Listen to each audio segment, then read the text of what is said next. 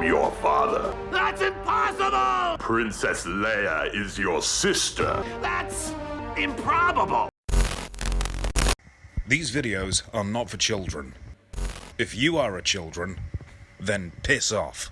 Hey there, it's me, your least favorite YouTuber from a galaxy far, far away, the Infuso. And today, I'm here to talk about the death, rebirth, second death, and overall resurrection of the Star Wars franchise. Now that statement may sound just a bit convoluted, but I want you to keep in mind that this is Star Wars we're talking about, and things get a little convoluted here.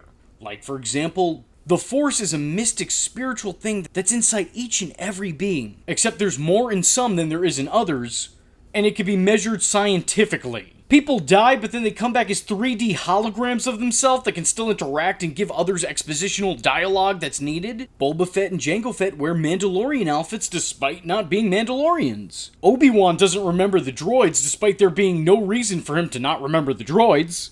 The Death Star keeps getting rebuilt only to be completely destroyed the same exact way. You know, sooner or later you think somebody would come along and change the blueprint. It's like poetry, so if they rhyme.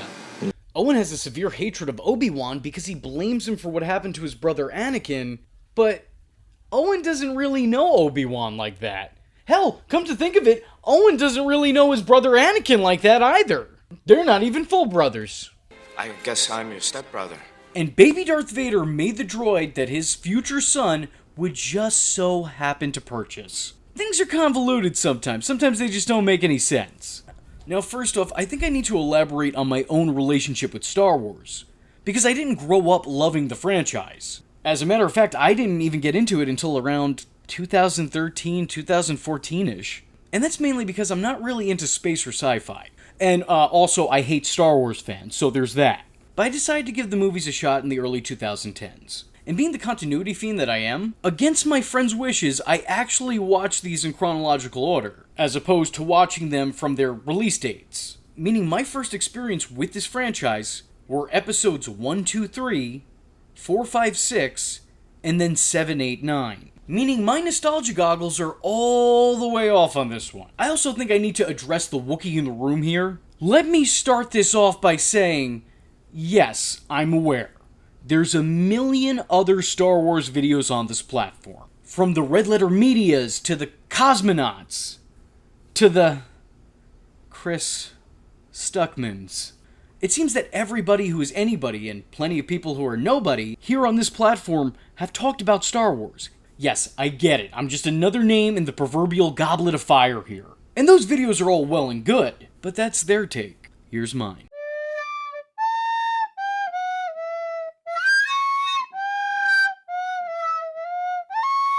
I got a bad feeling about this. Star Wars is an absolute juggernaut of a series. I don't really need to sit here and explain what it is because you scruffy-looking nerf herders already know. Who's scruffy looking? The original trilogy isn't all that complicated. Sure, there are some twists and turns and revelations that come later on within the movies. I am your father. Sorry for spoilers, but it's mostly a very simplistic story. Luke wants to leave his home life and explore the world, proving that even before the franchise was bought by Disney, Luke was already a Disney princess. I think what's really apparent in these movies is that they were a complete labor of love. There's a lot of heart here, and everything that's done seems like it's done with purpose. I mean, granted, they would later go back and add a bunch of things that serve no purpose, but that's a different story for a different video. Because of these movies, George Lucas was praised as a creative genius and a cinematic mastermind. And I don't know if that's entirely true. George definitely deserves a lot of the praise he gets for these films, but the important thing to remember is that George Lucas wasn't surrounded by yes men when he made these movies. He was surrounded by people who continually challenged him, and in a way forced him to better his art. The original Star Wars trilogy is a mesh of ideas from many different people that were involved in the creative process. And because of that, we have a much more defined, refined final product. I know that they say too many cooks will spoil the broth, but maybe at least have 2 on hand just to make sure the other one isn't poisoning it. This probably isn't a controversial opinion, but then again, this is the internet, so who knows nowadays. But to me, the franchise suffered its first death when the prequels were made. Probably because when making this movie, George Lucas was no longer the young up-and-comer who was to be questioned on each and every one of his actions. No. Now he was renowned filmmaker George Lucas. And really, who's gonna question the guy who made The Empire Strikes Back? Yeah, exactly. This wasn't George Lucas the man. This was George Lucas, living legend. In my opinion, I think the guy is very bright, I think he's a very creative individual, but I think, like a lot of other creative minds, he needs to be monitored. There's no shame in that either. Having a second outlook or perspective on the things that you do is almost always beneficial. And a lot of creative people, when left entirely unchecked, tend to go a little bit off the rails and lose the plot completely. The prequels definitely favored style over substance. These movies to me feel less like attempts at extending everyone's favorite intergalactic story, and more like a trial and error of testing technology, which I don't think is a good use for one of the most famous franchises in cinematic history. I mean, this isn't Tron that we're talking about, this is Star Wars. Have some goddamn respect for yourself. For yourself, George. The movie's sole purpose for existing seemed like it was to turn its audience into lab rats. Try to figure out what works and what doesn't and why. And also, to make a shitload of cash. To make a shitload of cash, of course. Don't get me wrong, there are definitely elements to this trilogy that are great. The visuals are usually pretty impressive, especially for movies being made in the early 2000s. Seeing Yoda walk without someone's hand up his ass was a really nice change. The lightsaber battles are definitely a lot better choreographed, though I think an argument can be made that they're a little bit too choreographed, but that's just a matter of taste. Personally, I'd like for it to be a little bit more sloppy, because in any actual real-life fight, not everything can be perfectly countered. Not every hit is going to land perfectly, but then again, we're talking about aliens dueling with laser swords over a pit of lava, so maybe I'll just shut the fuck up. Maybe I'll just shut up. So yeah, there's definitely achievements, but there's also other parts that seem to be much more lackluster than they were in the originals. The acting seems more wooden, the dialogue seems more stilted, the threats seem non-existent. Each movie in the trilogy's pacing is really off. They're full of unnecessary nonsense that does little to move the plot along. Not like anyone watching could be bothered to follow it as it is, but still, at least try. There's other things about this trilogy that confuse me as well. Like, I get that George Lucas is making this for younglings, but while the tone seems much more geared toward children, the concepts of these movies are concepts that are entirely foreign to them. I mean, what kid was dying to see Space Politics the movie? Who is this for? Other than George Lucas, that is.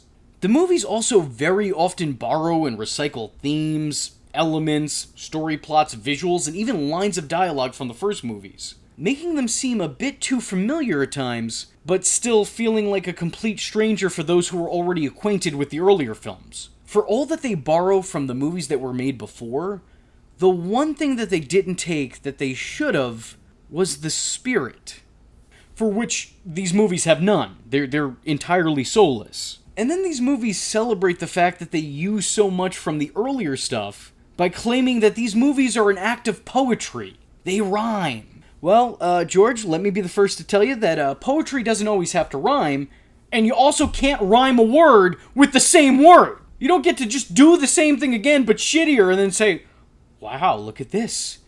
It's an extension. I mean, you can do it. It's just, I'm gonna shit talk you on the internet, Drew. I know you're probably tossing and turning in your bed tonight thinking about that, but that's what's gonna happen. While I will admit to liking Episode 3, I'm not gonna act like it's a masterpiece like its father before it. It's a huge improvement from Episodes 1 and 2, but I don't think it quite hits the same tier as Episodes 4 through 6. And I think even people who like the later movies in the series will probably admit that they can't hold a candle to the first 3. There's just something so pure about this trilogy that makes these movies timeless. They connect with audiences from all different generations, from all different backgrounds. The sets are sometimes obvious, the acting could occasionally come off as a little goofy, but none of that matters because you're watching Star Wars. These movies are a lot of people's comfort movies. They've watched them a million times, they know every plot point, they can quote every line of dialogue, and yet there's still something that just keeps them coming back. I don't know that people have that kind of relationship with any of the other Star Wars films. If you do, let me know which lines of dialogue it is you're quoting, because for me, the only one I can think of is, I don't like sand. It's coarse and rough and irritating, and it gets everywhere. Every time I go to the beach. Every time I go to the beach. This, for many, was the death of the series. There were many rants and videos made about it. For further proof, refresh your page. There were even documentaries made about it. There were songs proclaiming George Lucas was the murderer of nostalgia, the ruiner of childhoods. Hell, there were practically riots on the streets. George Lucas went from hero to villain in the eyes of all those who supported him. The creator maketh, and then he taketh away. So when the brand was taken over by the House of Mouse, and a sequel trilogy was announced, it felt like this could be a second chance. A rebirth. A new hope, if you will. And why shouldn't it be? With the success Disney found with the MCU making characters like Iron Man and the Guardians of the Galaxy household names, just imagine what they could do with already established names like Luke Skywalker, Han Solo, and Princess Leia. For a brief moment in time, the future looked bright. That is until it was engulfed by the cold, vast darkness of space. The Force Awakens was promising. It was a new beginning that was just enough like the movies that came before it to strum those nostalgia strings, but different enough to exist on its own. I don't think it did a great job of establishing its leads, because by the end of it I feel like we still don't really know anything about them, outside of basic information like their names and their places in the story, but it does a good job of paying homage to the previous trilogies that came before it. More so the originals than the prequels, but still, they had their place in it. There's a lot of fan service here, but it feels welcome at this point. J.J. Abrams did a decent job, and set up a lot of those mystery boxes he loves so much. Who were Rey's parents? Is Finn Force sensitive? What is Luke's role in all of this? But when it came time for Episode 8, the movie switched directors and directions. Suddenly, these unanswered questions were immediately answered. And they weren't the answers we were hoping for. Who were Rey's parents? They're nobodies. Is Finn Force sensitive? Don't even worry about Finn. This movie doesn't. What is Luke's role in this? Disillusioned, bitter old man. It feels like this movie undermines almost everything the last one set up, whether that be intentional or not. On one hand, I actually kind of want to give Rian Johnson credit. I appreciated that he wanted to make some changes. He wanted to break free of this creatively oppressive structure, the format that would just time and time again repeat itself, and play out the same events just slightly differently. I get it. I applaud him for taking chances. But I'm also acknowledging that those chances weren't the ones you probably should have took. You gambled wrong. I believe he had the right idea in theory, but the changes that were made just weren't really any good. The movie kind of felt like Rian Johnson setting a bridge on fire as he was driving down it, screwing over the next guy who needs to go down that road, seemingly ending the Jedi and the Sith, killing off the trilogy's big bad. What were you leaving for the next guy? And to make matters even worse, the next movie in the series sees JJ return, and then completely undermine the movie that came before, rewriting and retooling elements made present in The Last Jedi, writing off or just straight up forgetting characters the last movie introduced, emphasizing a lineage unknown to Rey that the last movie outright denied existed. The end result of this makes this series of movies not only feel really inconsistent, but feel canonically conflicting. These movies also make Disney look completely inept. It makes it seem like despite their massive wealth, they're creatively bankrupt. I just imagine a couple of Disney execs, all dressed up in their business suits and their Mickey Mouse ears as you do in the office, literally throwing ideas at the wall, hoping that some of them are gonna stick. Taking concepts and legitimately spitballing them. It's really astounding that they took such a major phenomenon like Star Wars and somehow completely fumbled the ball. It's like the work was practically done for them, but they forgot to put their name on the paper. By the end of this trilogy, I still don't feel like we know these characters. They never feel clear or defined or consistent. 3 whole movies with the same cast of characters, and yet by the final scene, we've learned almost nothing about them. When they're hugging and celebrating, there's such little evidence of a friendship there that it feels completely forced and unnatural. It's no longer a dynamic the movie is showing us, it's one they're just insisting on. And to me, this is where and why the series met its second death. Side Star Wars projects were announced and presented to varying degrees of success. Rogue One was a mostly inconsequential story. It's actually pretty good, and I found myself really enjoying these characters. I was also happy to see that this movie extended our time with General Tarkin. But his appearance here begs the question, is he technically the first real-world Force ghost? I think he is. I think he might be. While I do enjoy it, it's certainly not a necessity for others to see to enjoy the main line of films. And it definitely doesn't make up for the really inconsistent throwaway trilogy that Disney made. The next project, Solo: A Star Wars Story, gave us some pretty solid performances and good casting choices, like seeing Childish Gambino become Billy D. Williams. But Solo was quite possibly the biggest disappointment in all of the franchise. That is, of course, if we're not counting the Star Wars Holiday Special, and we're not, thank you very much. Come on, Mama, let's see a little smile. Come on.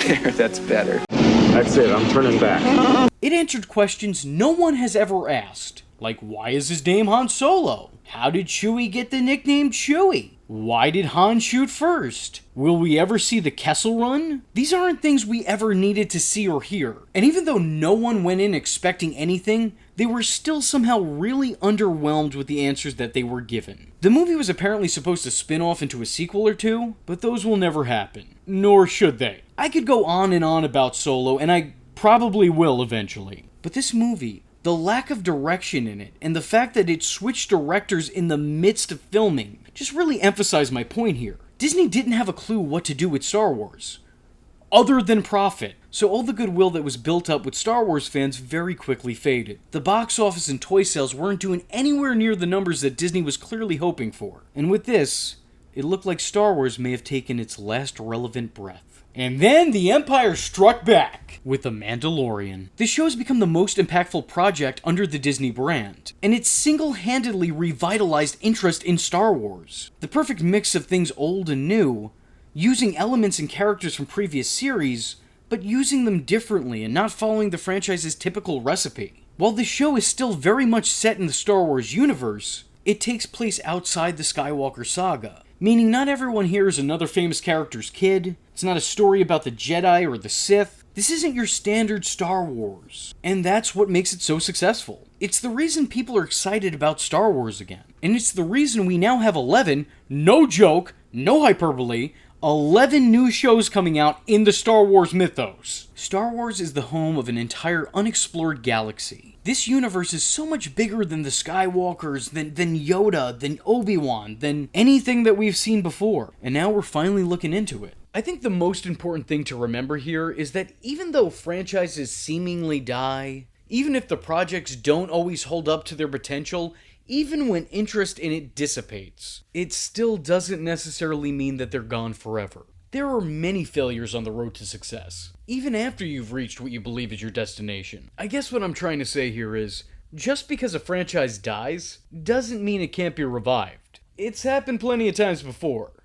The Muppets, Planet of the Apes, The Fast and the Furious, Buffy the Vampire Slayer off the top of my head. The truth of the matter is that sometimes you need to fail using one formula before you take another approach and find the proper solution. This is the way. This is the way. So that to me was the birth, death, rebirth, second death, second resurrection of Star Wars. With that being said, I was your least favorite YouTuber, Infuso, and I thank you for watching. Hope to see you in the next one. And may the Force be with you. And also with you. God damn it! I am vengeance. I am the night. And that was Infuso.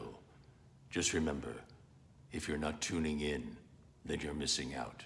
So, if you like the words that came out of his mouth hole, and you too would like to become a V-generate, don't forget to like and subscribe. Thanks for watching, nerds! And if you're not joining the fun, you're in for one bad day. And you know what they say about having one bad day?